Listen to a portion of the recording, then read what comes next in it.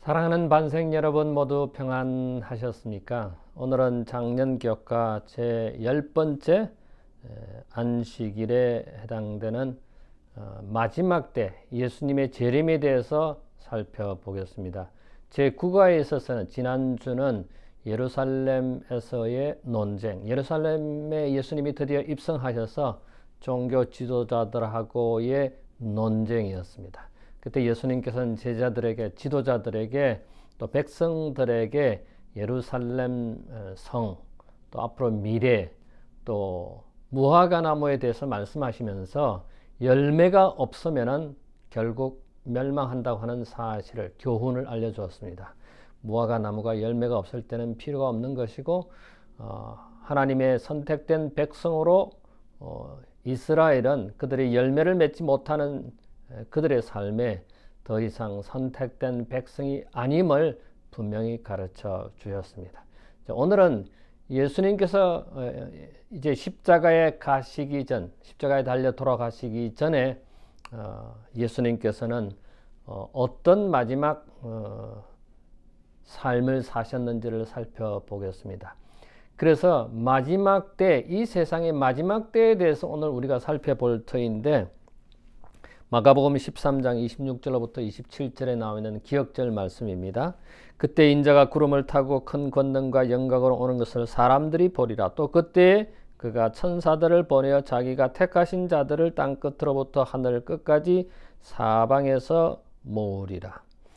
오늘 말씀은 마태복음 24장에 나와 있는 우리가 보통 재림장이라고 하는 예수님의 재림에 대해서, 징조에 대해서, 마지막 시대의 상황에 대해서 설명한 그 내용이 오늘 마가복음 12장과 또 누가복음 21장에 나와 있는 그런 예수님의 재림에 대한 것들을 살펴보는데, 특별히 오늘은 마가복음에 나와 있는 예수님의 마지막 때의 설명에 대해서 저희들이 오늘 살펴볼 것입니다.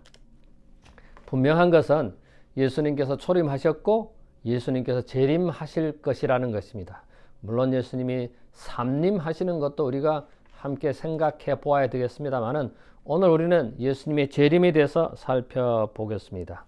특별히 예수님께서 그 예루살렘 성전에 헌금하는 장면들을 살펴보았는데, 그 중에 한 가부가 두 렙돈을 바치는 것을 보고 자기의 모든 것을 드린 이 과부의 헌금에 대해서 칭찬하였습니다. 많은 것 중에 일부 조금을 드린 것하고 자기가 가진 것을 전부를 드린 것하고 어느 것이 더 진짜 많은 가치가 있는지를 예수님께서 설명하셨습니다. 첫째 날입니다.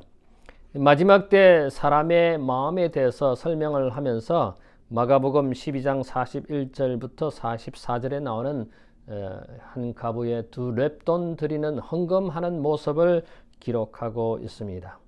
예수님은 이 여인이 자기의 전부를 드린 것에 대해서 아주 칭찬하신 것을 우리는 너무나 잘 압니다. 이 두 렙돈을 드렸다고 하는데 라면 한 개 값도 되지 않는 그런 가치라고 하는 것입니다. 이 여인은 자기가 가진 모든 것, 즉 그 두 렙돈밖에 없는 그것을 전부를 주님께 드린 것입니다. 다시 말씀드리면은 그녀가 생활하는 데 필요한 모든 것을 헌금으로 바친 것입니다. 우리가 우리의 재정을 관리하는데 주님께서 우리에게 가르쳐 주시는 교훈이 여기 분명히 담겨져 있습니다. 헌금은 하나님의 일을 하는 데 있어서 반드시 필요합니다. 예배를 회복하고 또 복음을 전파하기 위해서 우리가 하나님께 드리는 것입니다. 헌물을 하나님께 교회에 드리는 것은 내 손에서 그 헌물이 교회로 가면 그것이 끝입니다. 그 다음에 그 헌물은 교회가 어떻게 관리하느냐에 따라서 달려지는 것입니다. 우리가 하나님께 헌물을 드리고 또 하나님께 뭘 바치고 나면은 그것이 계속 내 것인 양 생각하는 경우가 많습니다. 그것이 어떻게 사용되고 어떻게 남아 있는지를 관심을 많이 가집니다. 그러나 우리는 우리의 손에 떠나서 하나님께 드렸다면, 교회에 바쳤다면 그것으로 끝나야 되는 것입니다. 그 헌물은 하나님께 바친 것은 그 다음에는 교회가 관리하는 것입니다. 하나님의 것을 교회가 관리하는 데 있어서 그 헌물이 내가 드렸으니까 이렇게 써야 된다, 저렇게 써야 된다 라고 훈수를 두거나 말하는 것은 그건 바람직하지 않습니다. 우리가 하나님께 드렸다면 그것으로 끝나는 것입니다. 하나님의 복을 받는 것입니다. 그러나 그것이 오늘날 우리 하나님을 믿는 백성들의 모습을 보면은 헌금을 했다든지 또 교회에 어떤 음식을 드렸다든지 또 어떤 일을 드렸는데, 예를 들어서 음식물을 만약에 드렸다면 그 남은 것이 내 것인 양 내가 가져옵니다. 그건 바람직하지 않습니다. 하나님께 드렸다면 그는 교회의 것이고 하나님의 것입니다. 그래서 만약에 남았다면 그건 교회가 처리해야 되고 어떤 부서장이 책임져야 하는 것입니다. 오늘 우리는 과연 주님께서 이 가난한 여인이 하나님께 드렸던 이 헌물에 대한 것을 칭찬하시고 우리가 이렇게 생각해 볼 때 하나님의 복을 받는 것은 이런 마음가짐에 우리의 마음이, 우리의 어떤 태도로 하나님께 예물을 드렸는지를 생각해 볼 필요가 있습니다. 다시 말씀드리자면은 우리가 하나님께 혹은 교회에 드린 그 헌물은 그 드리는 순간으로 끝입니다. 나머지는 교회가 관리하는 것이고 사용하는 것입니다. 주께 드린 동전 2개, 참 우리가 생각하면은 라면값 하나도 밖에 되지도 않는 그런 작은 예물이었지만은 하나님께서는 이 여인의 아름다운 마음씨에 칭찬을 하신 것입니다. 둘째 날입니다. 돌 위에 돌 하나도 남지 않는 예루살렘 성전 멸망에 대해서 설명하고 있습니다. 마가복음 13장 1절부터 13절에 보면은 이 예루살렘 성전이 돌 위에 돌 하나도 남지 않는다고 했습니다. 여러분, 돌 위에 돌 하나도 남지 않는 것이 무엇입니까? 이 성전에 관해서 예수님의 말씀에 제자들은 어떻게 반응을 했습니까? 건물과 건물을 지은 돌을 자랑했습니다. 휘황찬란하게 빛나는 아름다운 성전을 사람들은 자랑했지만은 오히려 예수님께서는 돌 위에 돌 하나, 이런 벽돌을 이렇게 올려서 성전을 짓지 않습니까? 그런데 그 돌 위에 돌 하나도 남지 않고 다 무너뜨려진다고 하는 사실을 예수님께서 말씀하셨습니다. 이 겹쳐져 있는 벽돌이 하나도 남지 않고 다 무너져 내린다고 하는 것입니다.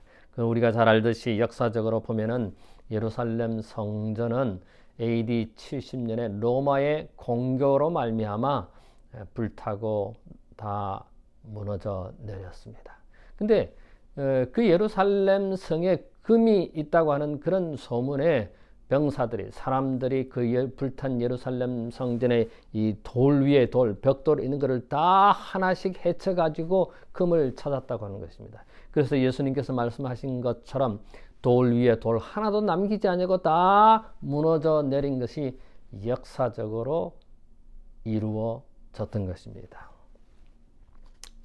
여러분, 세상 끝날에 성전이 무너지는 것이 아니라 예수님의 재림, 오늘 우리에게 적용한다면 예수님의 재림을 말하는 것입니다.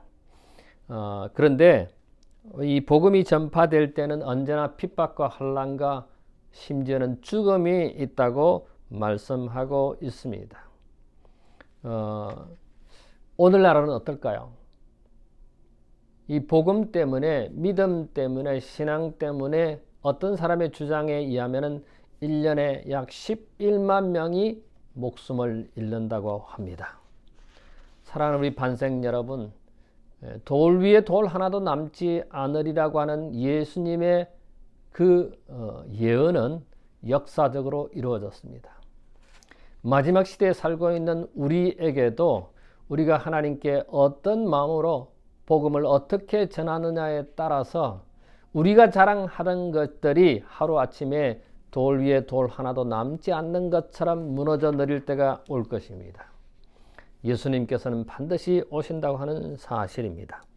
그런데 그 예루살렘 성전이 멸망할 때에 화요일 셋째 날에 가보면은 멸망에 가정한 것이 있을 때는, 올라올 때는 즉시 그 성전을 떠나라고 말씀하셨습니다. 마가복음 13장 14절부터 18절에 보면은 산으로 도망가라고 했습니다. 그러면 도대체 멸망에 가정한 것이 무엇이냐 하는 것입니다. 성경학자들은 이것에 대해서 여러 가지 이야기를 합니다만은 이 멸망에 가정한 것들은 로마 군대가 이 예루살렘을, 유대를 공격해서 성전을 둘러싸서 로마의 깃발을 꽂고 있었던 역사적인 사실이 있습니다. 예루살렘 성전이 멸망하기 전에 로마가 이 예루살렘을 포위해서 이제 이 예루살렘 성전이 멸망하기 전에 멸망에 가정한 것이라고 하는 것은 이 로마의 깃발이 아닌가, 로마 병정들이 아닌가, 이 이론이 가장 확실한 이론으로 성경학자들은 말하고 있습니다. 사실 이 멸망에 가정한 것들이라고 하는 것은 성경 구약에 이미 예언되어 있습니다. 그것은 다니엘서 9장 26절과 27절에 보면은 기름 부음 받은 자가 누구며 장차 올 한 왕에 대해서 이야기하고 있습니다. 이 기름 부음 받은 자는 예수 그리스도를 말하는 것이고, 한 왕은 예루살렘 성을 무너뜨린 지도자, 왕을 의미합니다. 물론 이 예루살렘 성전을 멸망시킨 것은 로마의 장군 티투스에 의해서 무너졌습니다만은, 티투스는 그때 당시에 왕은 아니었고 지도자였습니다. 장군이었습니다. 물론 나중에 왕이 되었습니다. 황제가 되었습니다. 이 멸망에 가정한 것이 보이거든, 오르거든 너희가 산으로 도망가라고 한 예수님의 말씀을 우리는 생각해 볼 수가 있습니다. 산으로 도망가라. 그런데 예수님께서 그 산으로 도망가라고 하신 말씀에 마태복음 24장 19절과 20절에 보면은 그 도망가는 일이 안식일이나 겨울이 되지 않도록, 또 젖먹인 아이나 임산부가 있지 않도록 그렇게 말씀하셨습니다. 여러분, 도망갈 때 임신했거나, 도망갈 때 젖먹이 있는 아이가 있거나, 도망갈 때 안식일이나, 도망갈 때 겨울이면은 그것이 쉽습니까? 어렵습니다. 그래서 예수님께서는 도망가는 일에 있어서 이런 상황에 처하지 않도록 말씀하셨습니다. 오늘 우리는 어떤 기별을 세상 사람들에게 전파해야 할까요? 우리는 지금 양을 잡아서 제사를 지내야 한다, 또는 홍수 기별을 전해야 된다, 노아의 홍수의 기별을 전해야 된다가 아니라, 오늘 우리는 요한계시록 14장 6절로부터 12절에 나와 있는 세 천사의 기별을 외쳐야 합니다. 마지막 때에 필요한 기별이 무엇이냐 하는 것입니다. 우리는 사람들에게 복음을 전해야 하는데, 하나님께 영광을 돌리고 창조주 하나님을 경배하라고 하는 기별을, 경고의 기별을 세상 사람들에게 전파해야 하고, 두 번째는 바벨론이 무너졌으니까 그 바벨론에서 나오라고 하는 이 경고의 기별을 세상 사람들에게 전해야 할 것이고, 세 번째, 짐승과 그의 우상에게 또 손이나 이마에 표를 받지 말도록 하는 그 경고의 기별을 세상에 전파해야 하는 것입니다. 오늘 많은 종교 집단자들이 그들이 하나님을 경배한다고 하지만은 하늘과 땅과 바다와 물들의 근원을 만드신 창조주 하나님을 경배하지 아니하고, 사단이 만든, 사람이 만든 제도에, 사람이 만든 그 신에게 제사하고 예배하고 경배하는 것입니다. 멸망에 가정한 것이 옳거든. 오늘날 우리가 생각해 볼 때 현대에 그것을 또 적용할 수가 있습니다. 예를 들어서 일요 혁명이 발생되었을 때, 또는 우리에게 정말 도망가야 할, 산으로 도피해야 할, 또 하나님의 백성들이 하나님의 백성답게 살 수 있는 그 길을 가라고 하는 하나님의 경고의 기별을 오늘 이 시대에 우리는 적용해 볼 수가 있습니다. 하나님의 복음을 전하는 데 있어서 쉽게 전해질 수 없는 것을 너무나 잘 압니다. 넷째 날에 보면은 큰 환란을 맞이할 것이라고 예언하고 있습니다. 마가복음 13장 19절에 보면은 전무후무한 환란이 일어날 것이라고 예언하고 있습니다. 이 환난은 전에도 없었고 후에도 없는 그런 환난입니다. 여러분, 예루살렘 성이 멸망하고 그 이후에 하나님의 백성들이 어려움을 당하는 모습을 우리는 역사적으로 너무나 잘 압니다. 마가복음 13장 14절에 보면 다니엘서 9장의 예언과 짝인 것처럼 마가복음 13장 19절로부터 23절에 나와 있는 이 큰 박해는 다니엘 7장 25절에 나오는 한때, 두때, 반때, 즉 1260년 동안 중세 암흑 기간에 그리스도인들이, 하나님의 백성들이 얼마나 많은 핍박을 받았습니까? 굶주린 사자의 밥이 되었고, 또 목베임을 당하고, 끓는 기름가마에 던짐을 당했고, 또는 화형에 처했고, 얼마나 많은 어려움을 당했습니까? 그런데 그것은 오늘날 우리는 AD 538년, 서기 538년부터 서기 1798년 한때, 두때, 반때, 즉 1260년 동안 중세 암흑 기간에 하나님의 백성들이 핍박을 받은 것을 우리는 너무나 잘 압니다. 물론 1517년 종교개혁을 일으켜서 마틴 루터가 성경으로 돌아가자, 믿음으로 구원받는다, 은혜로 말미암는 구원, 이것에 대해서 강조해서 우리 하나님께서 그 박해의 기간을 줄였다고, 짧게 했다고 하셨습니다. 1798년 이전에 마틴 루터의 종교개혁을 통해서, 1517년 종교개혁을 통해서 그 박해의 기간이 좀 줄어든 것을 우리는 역사적으로 너무나 잘 압니다. 그것이 마가복음 13장 20절로부터 23절의 그 날들을, 그 박해의 기간을, 그 핍박의 기간을 감하셨다는 이야기 나옵니다.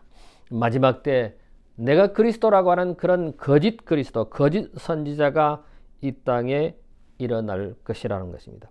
사실상 박해는 종교개혁의 영향을 받아 1798년 이르기 전에 이미 끝났다고 각시대대동서 266쪽에 기록하고 있습니다. 오늘 우리에게는 마지막 시대에 당할, 마지막 시대에 일어날 그 박해, 그런 어려움을 우리는 머지않은 장래에 맞이하게 될 것입니다. 그런데 여러분, 그 박해 기간이 하나님께서 우리에게 힘을 주시고 하나님의 백성을 돌봐 주실 것이고, 보호해 주실 것이고, 인도해 주실 것이고, 마침내는 예수님께서 우리를 데리러 이 땅에 오실 재림이 일어날 것이라는 겁니다. 다섯째 날입니다. 인자의 임하심입니다. 마가복음 13장 24절부터 32절에 인자가 이 땅에 오시기 전에 암흑일, 또 달빛이 없어지고, 또 하늘의 별들이 떨어지는 낙성일, 또 하늘의 권능들이 흔들리고, 인자가 이 땅에 오시기 전에, 재림하시기 전에 이 땅에 일어날 모든 징조들을 말씀하고 있습니다. 여러분, 무화과 나무 잎이 풍성해지면 여름이 가까웠다는 것을 알게 됩니다. 여러분, 조금 전에 말씀드린 이런 암흑일이나 또는 낙성일이나 혹은 하늘의 권능이 흔들리고 이런 달빛이 어두워진 것은 이미 다 징조가 일어나서 과거의 일이 되었습니다. 그러면 이런 징조가 있었는데 주님께서 오신다고 그랬는데 이제 우리 주님이 오실 날만 남은 것입니다. 데살로니가전서 4장 13절부터 18절에 보면은 그리스도 안에서 잠들었던 자들이 먼저 부활한다고 했습니다. 예수님께서 이 땅에 오실 때 주님 안에서 잠자는 자들이 먼저 일어나서 공중에서 주를 영접하고, 또 죽지 아니하는 살아있는 사람들이 변화되어서 공중에서 주를 영접한다고 했습니다. 오늘 많은 기독교인들이, 하나님의 백성들이라고 하는 사람들이 사람이 죽으면 소천한다, 천당 간다 이렇게 말합니다. 그런데 성경은 우리에게 분명히 뭐라고 말씀하십니까? 데살로니가전서 4장 13절로부터 18절 뿐만 아니라 고린도전서 15장에서도 죽은 자의 부활에 대해서 이야기합니다. 죽은 자들은 잠자고 있다고 성경 여러 곳에서 말씀하고 있습니다. 잠자는 상태라고 말했습니다. 흙에서 티끌에서 주님이 오실 때 부활해서 변화되어서 주님을 공중에서 영접한다고 성경은 우리에게 말하고 있습니다. 예수님께서 이 땅에 오시는 것은 실제적이고 인격적으로 시각적으로 이 땅에 오실 것입니다. 다시 말씀드리면 예수님께서 이 땅에 오시는 것은 우리가 눈으로 실제로 오심을 보게 될 것이라고 성경은 우리에게 분명히 말하는 것입니다.